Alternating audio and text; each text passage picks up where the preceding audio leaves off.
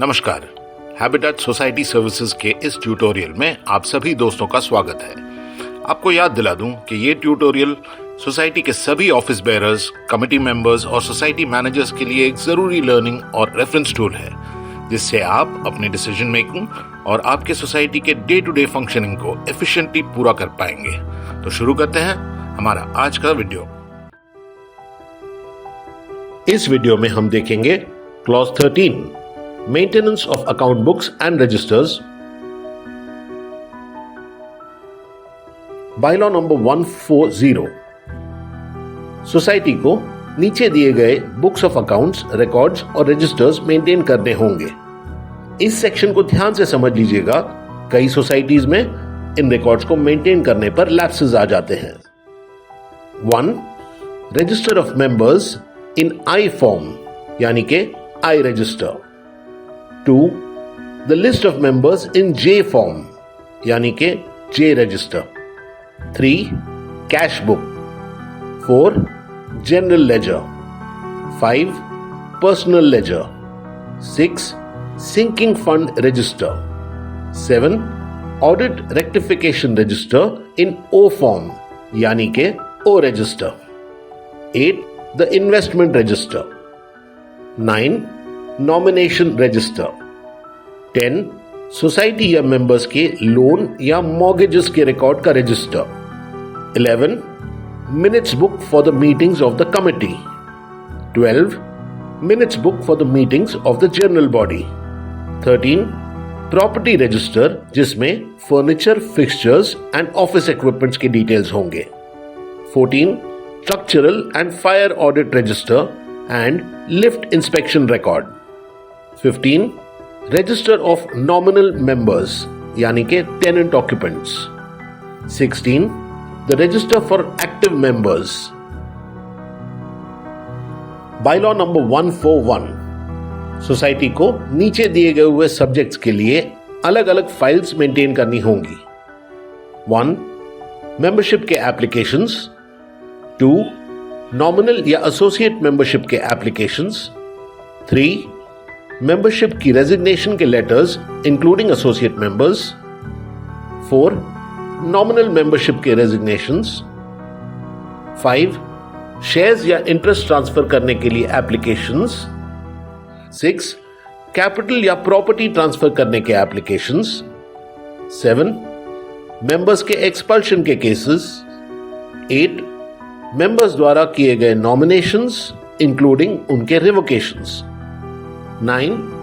हर member के साथ की गई कॉरेस्पॉन्डेंस के लिए सेपरेट फाइल्स। 10. कोऑपरेटिव रजिस्ट्रार के साथ की गई कॉरेस्पॉन्डेंस। 11. प्रॉपर्टी टैक्सेस पर correspondence including non agriculture taxes. 12. Common electric supply पर कॉरेस्पॉन्डेंस। 13. प्रॉपर्टी के कन्वेंस के बारे में कॉरेस्पॉन्डेंस। 14. सभी टाइप्स के अग्रीमेंट्स और उनसे related papers. 15. Approved construction plans और उन पर की गई सारी कॉरेस्पॉन्डेंस। 16. पार्किंग स्पेसेस के अलॉटमेंट के एप्लीकेशंस। 17. वाउचर्स और उनसे रिलेटेड बिल्स, कैश बुक और जर्नल एंट्रीज जो डेट के ऑर्डर में हों। 18.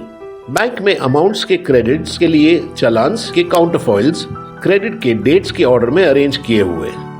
19. इशूड चेक्स के काउंटरफॉइल्स। 20. शेयर सर्टिफिकेट्स के काउंटरफॉइल्स। 21. डुप्लीकेट शेयर सर्टिफिकेट्स के लिए एप्लीकेशंस। 22. सोसाइटी के रजिस्ट्रेशन के लिए एप्लीकेशन, बायलॉज की कॉपी और उनमें किए गए अमेंडमेंट्स। 23. रजिस्ट्रेशन का सर्टिफिकेट पूरी तरह फ्रेम किया हुआ।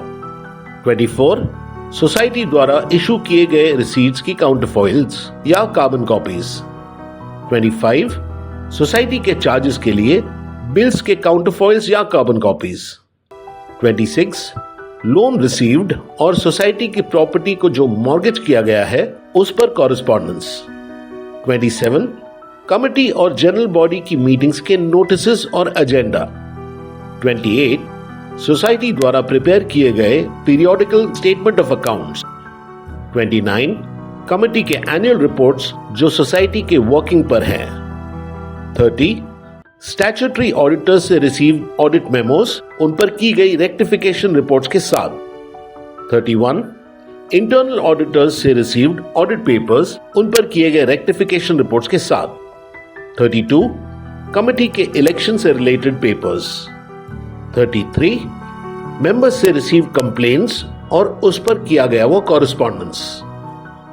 नोट: सोसाइटी को ऊपर एक्सप्लिसिटली मेंशन्ड नहीं किए गए हुए दूसरे सब्जेक्ट से रिलेटेड भी अलग अलग फाइल्स मेंटेन करनी होगी। बायलॉ नंबर 142, जब तक कमेटी द्वारा कुछ और डिसाइड ना किया जाए, सोसाइटी के सेक्रेटरी की रिस्पॉन्सिबिलिटी होगी कि वो अकाउंट बुक्स, रजिस्टर्स और दूसरे रिकॉर्ड्स जो बायलॉज नंबर 140 और 141 के अंडर मेंशन्ड हैं, उन्हें मेंटेन करें और उन्हें अप टू डेट रखें।